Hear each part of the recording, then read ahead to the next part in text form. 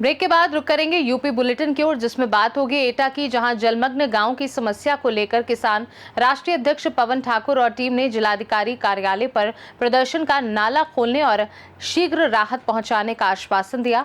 इसके साथ ही बात होगी फर्रुखाबाद की, जहां हल्की बूंदाबांदी के बीच नन्हे बच्चों सहित पैगंबर के जन्मदिन का जुलूस धूमधाम से निकाला गया।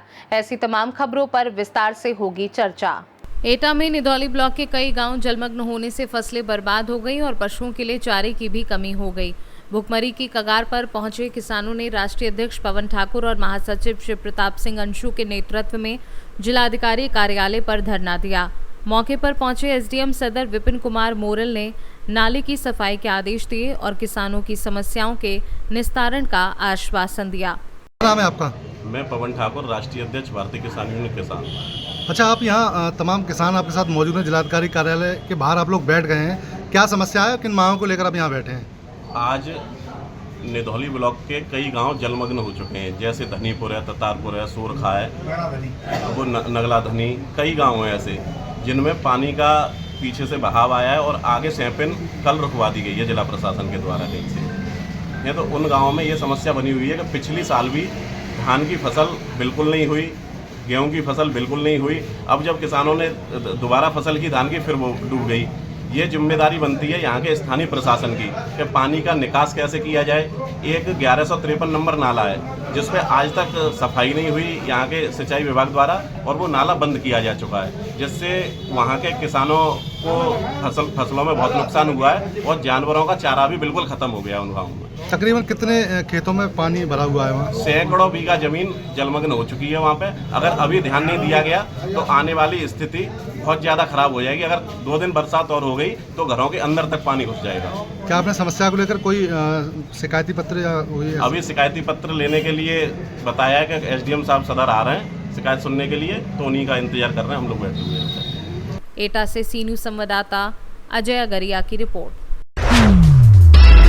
फर्रुखाबाद में 12 वफात का त्यौहार पैगंबर के जन्मदिन को लेकर मनाया गया। इस दिन समुदाय के लोग और नन्हे मुन्ने बच्चे रंग बिरंगे परिधानों में सजे सवरे मार्गों पर ही नहीं बल्कि ट्रैक्टर ऑन में सवार होकर हाथों में प्रतीक झंडा फहराते हुए नजर आए।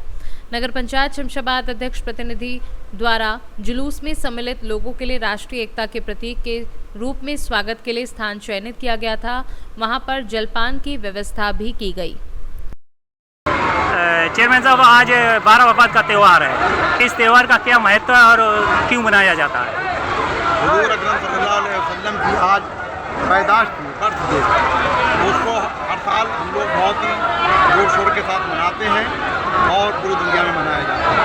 ये एकता का एक दिन है और इसका सब लोगों ने जो हुजूर अकरम सल्लल्लाहु अलैहि वसल्लम ने जो मैसेज दिया है वो हम उस लोगों को आम आदमी तक पहुँचाने का काम करते हैं। इसके ज़रिए से हमारे जो मज़हबी उलमा हैं वो तकरीर करके हुजूर अकरम सल्लल्लाहु अलैहि वसल्लम की बताई हुई नसीहतों पे अमल करने की तकरीर करते हैं। और इसका क्या महत्व है सर? इसका वही बात है कि हमने सारी बात आपको बता दी। अच्छा, इसमें लगभग आपके जुलूस में कितने लोग संगठित होते हैं?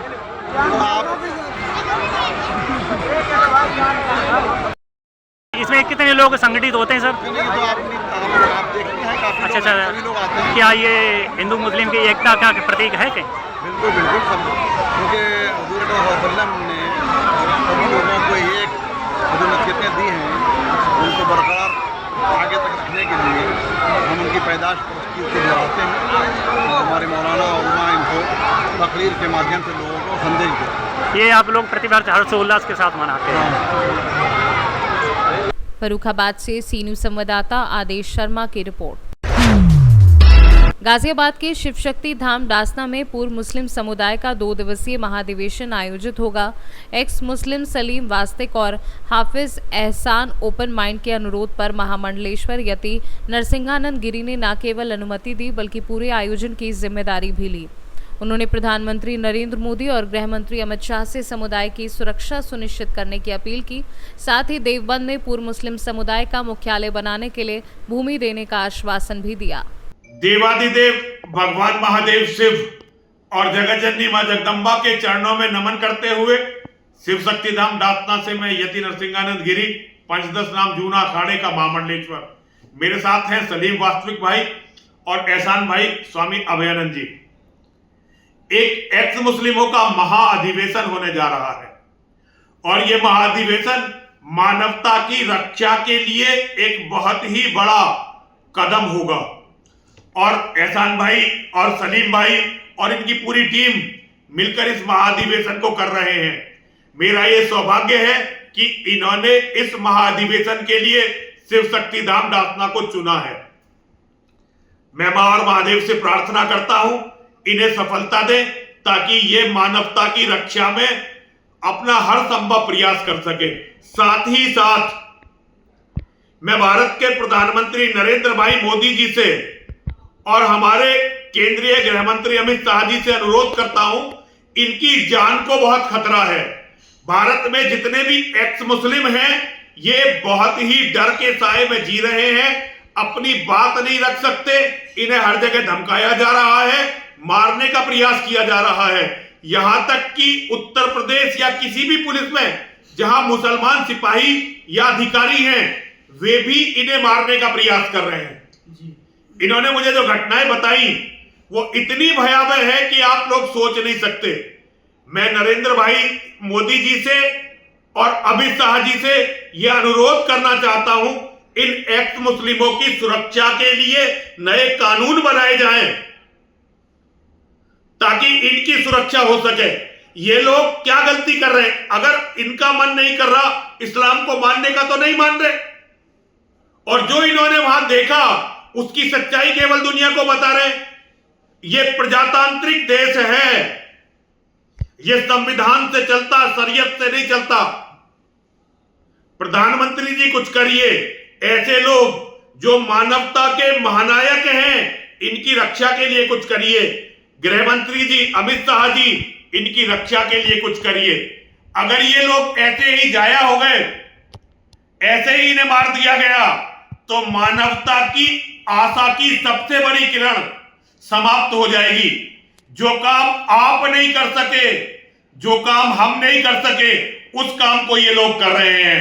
इनके कार्य का, इनके साहस का, इनकी दिलेरी का सम्मान करिए और प्रधानमंत्री गृह मंत्री होने के नाते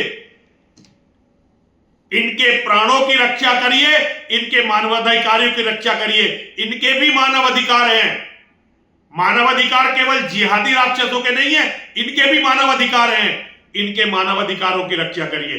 हर हर महादेव, हर हर महादेव, हर हर महादेव। गाजियाबाद से सी न्यूज संवाददाता आशीष मिश्रा की रिपोर्ट। विकासखंड कचौना के ग्राम त्योरी को जोड़ने वाली सड़क बदहाल हालात में है। जगह जगह बड़े गड्ढे और उसकी इंटरलॉकिंग से पैदल चलना भी मुश्किल हो गया है। बारिश में सड़क पर जलभराव से हादसों का खतरा बढ़ जाता है। ग्रामीणों का कहना है कि बच्चों और वाहन चालकों को आए दिन चोटें लग रही हैं और वाहनों को भी भारी नुकसान उठाना पड़ रहा है। शिकायतों के बावजूद ना तो प्रधान और ना ही प्रशासन ने कोई कार्यवाही की।